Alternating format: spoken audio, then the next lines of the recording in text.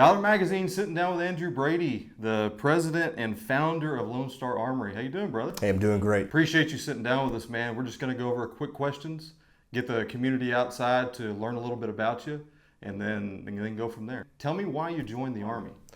I joined the Army back in 2004. I had just graduated from college, and I wanted to get into law enforcement, and I didn't have any experience. Both my grandfathers were in the military, kind of a family lineage of military and civil service history. I wanted to serve my country. GWAT was going on. Iraq kicked off in '03. I looked at guys going, joining the military, going to serve their country, and I felt like that was my duty and my obligation. I recognized the benefits that veterans had as they transitioned into civilian life, into civilian careers based upon their military experience. That is why I joined the military. I wanted to serve my country, and I felt like that's how I could do it the best. So you joined the Army. Is there any reason why you chose the Army versus the other branches? I wanted to go into the infantry, and the Army was the only branch that allowed me to pick my job. And so they were the only branch that could guarantee me that job. I did talk to the other branches, and while there was a high likelihood that I could be in the infantry, they could not guarantee me that in a contract. And of course, you're very leery of anything before you sign it, and you want to make sure the I's are dotted and T's are crossed. So that was the biggest reason that I joined the Army over the other branches. You joined the Army in 2004. During your time in the Army, did you deploy? I did. Deployed twice over to Iraq. Once for OIF2. We left Pearl Harbor Day, actually, December 7th, 2004, and went over to help out for the first elections that they had. That was a short deployment, had a great time. Those were the good old days. And then my last deployment was in 2008, and I deployed out of Fort Wainwright, Alaska. I was with Charlie Company 124, and we deployed out of there and we were down in the Diyala province area at that time. While you were deployed in Iraq, did you feel any stress? Did you feel any sort of fog of war or anything like that while you're over there? Tell me a little bit about it. It's interesting. There's always stress, no matter what job you have. But I think the biggest stress for me was, am I doing right by my guys? Am I pulling my weight? And am I contributing to that team effort? I had a great support network back home. I'm very blessed. My family's very supportive of me. My friends, everybody's behind me 110%. And when I'm there, when you're deployed in that environment, you're very much focused on the guy to the left, the guy to the right, and yourself, and just making sure that you're contributing to that team and you're helping out. So outside of the stress, sort of the antithesis of that, good times. Did you have any good moments, funny moments, or anything that just sticks out in your mind that you can never forget about? There's a lot of good times. I'm kind of one of those people that I try and focus on the good, and that's not hard to do. I think one of the big misconceptions that a lot of civilians have, people that haven't been in a military environment or in the family or deployed, is that it's horrible, it's terrible. Not every day is like a Saving Private Ryan moment. And that's 99% of it is not that way. You essentially, yes, we're there to find bad guys and kill them, but there's so many good people that need help, and the ability to go over there and help out people that can't help themselves, they're oppressed or they're super impoverished. That's really neat. It's really neat to have a citizen from another country, Iraq, where they say, "Hey, thank you for coming and doing what y'all are doing over here." We get told that in America. People are very grateful for the veterans here, and it's a much different homecoming than the Vietnam veterans received. And I'm so glad to see that. It hurts me to know that those guys had to go through that when they came home. But to hear that from a country you're in and you're actually engaged in a war with. That's really neat too, to know that they do appreciate you being there, and that makes it worth it. That it's, there's a lot of people that have misconceptions about, well, why are we in Iraq? It's for the oil and all this nonsense. No, when you go over there and those people say, you see them being oppressed, you see them being killed, raped, mutilated, and they say, hey, thank you for coming and helping us out. That's what seals the deal for me. So you got out of the Army in 2009. Tell me a little bit about what you did after you got out of the Army. Well, I'll have to backtrack a couple of years. So In between deployments, I was voluntold to be a recruiter. So I was a recruiter for a couple of years, and during that time, I'd always wanted to get into competitive shooting, three gun, and I saw that as it'd be fun, but it would also I sought out civilian firearms training as a way to enhance and hone my firearm skills. I'm still 11 Bravo. I'm still in the infantry. I'm going back to the line when my time in recruiting is done, and I can take that back, and I know we're going to deploy again, and so it's going to increase my it's going to make me a better soldier, and I can pass that on to my guys. So when I was in recruiting, shooting three gun, I started seeking out that civilian firearms training, both pistol, carbine, precision rifle, shotgun, and I started to work on my guns a little bit. The more you're into something, the more you have to maintain them, and you're going to change them and customize them. And then I started out with some friends, and then it just started to kind of snowball from there. So I started Lonestar Armory during that time, and I did that part time, after hours when I was off work for the day. When I got out in July of '09. I was medically retired, and my wife and I, we drove back to Texas from Alaska, and we set up Lonestar Armory in Fort Worth, and I rolled right into Lonestar Armory full time. That really helped out my transition from post-military or in the military to my civilian career. So great segue into where we are sitting right now today. Your company, founder and president of Lonestar Armory. What does this company mean to you? More than I can really put into words. It's an idea. It was a vision that has become reality over the last 11 years now, and to see the personal and professional growth, for myself and some of the team that's been a part of it since the early days. It means the world to me. At the end of the day, it's more than just a business. It's more than just selling a rifle to a client and taking their money.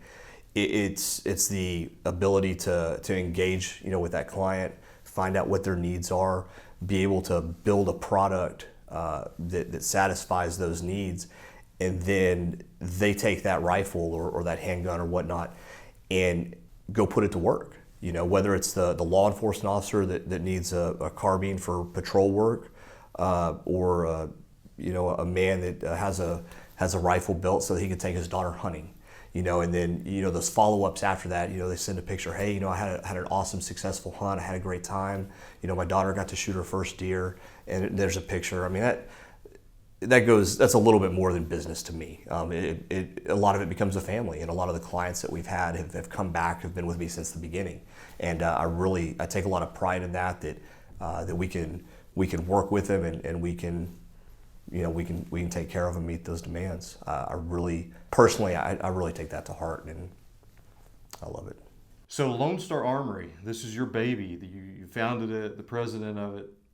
What is Lonestar Armory? What do you guys do? Well, we're a custom firearms manufacturer. We specialize in, not to niche ourselves in that category because we do a lot more, but we grew up with the M4, with the AR-15.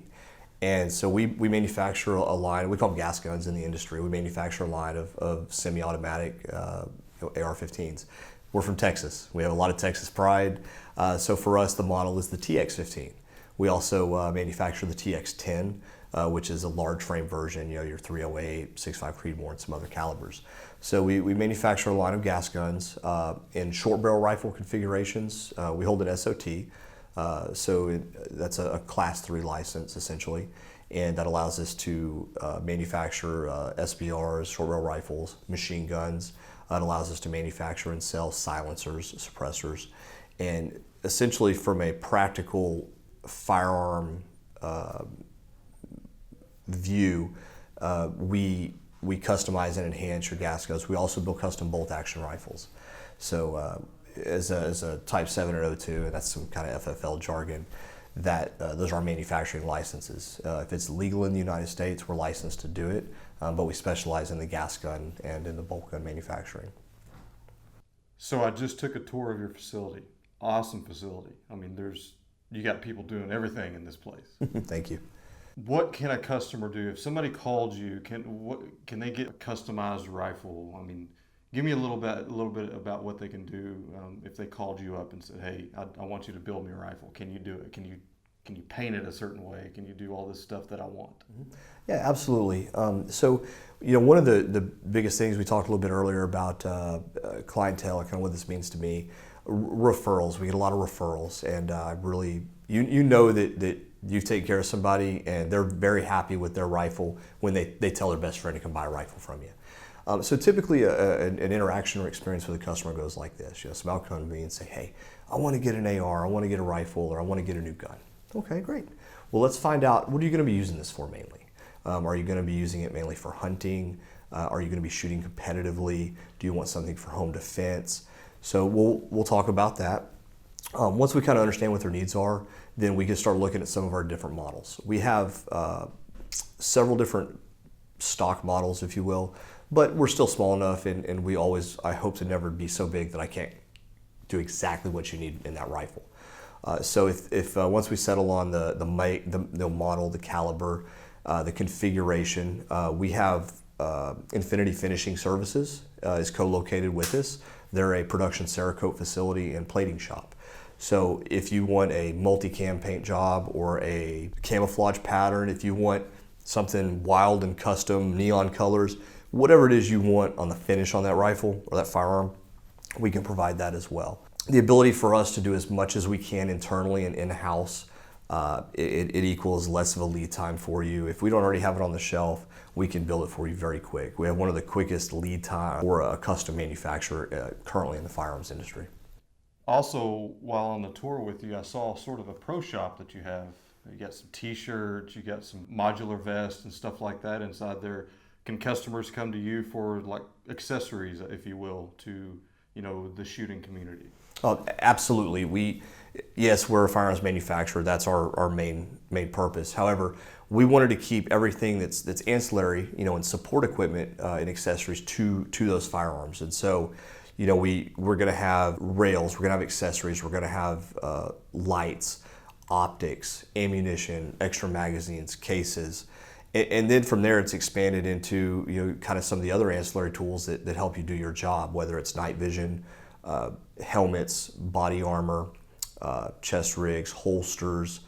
Even we stock other firearms that we recommend and we personally use, such as Glocks and Smith & Wesson M&P, Benelli shotguns.